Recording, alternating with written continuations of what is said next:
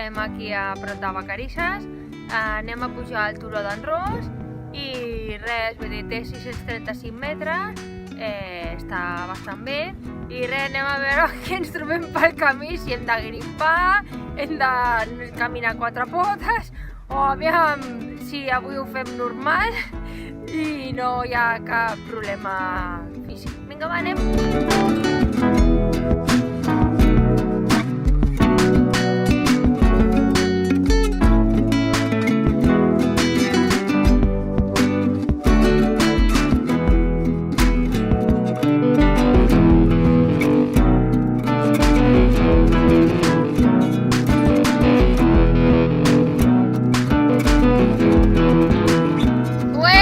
Ja tenim un altre cim, el turó d'en Ros.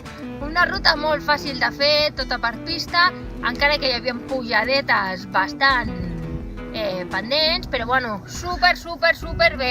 Bé, nois, avui us hem de comunicar que l'Ovelleta s'ha portat un amic, que es diu Winnie. Winnie, digues hola. Hola! L'Ovelleta avui s'ha volgut portar un col·lega. És el seu segon cim, perquè el seu primer cim va ser a Castellferran, Torre Alta. I res, li agrada la muntanya, però no té arnès, amb la qual ha de vindre la motxilla. I res, bueno, nois, diguem adeu, anem a fer uns vídeos i unes quantes fotos i cap avall, que haurem d'anar a agafar el cotxe per anar a dinar. Vinga, adeu! Adeu! Bé, baixant del cim, hem trobat la senyalització del forat del vent.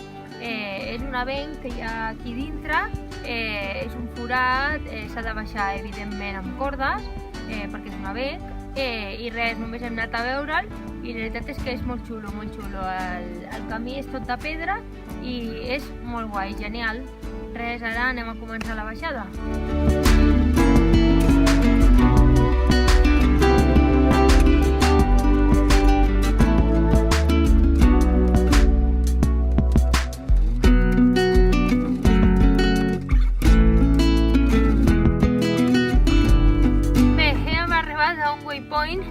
Que és el turó dels quatre termes i res, anem a seguir el camí cap avall, que ens queda arribar al cotxe i hem d'anar a casa, que tenim ganeta i hem de dinar. Vinga, va!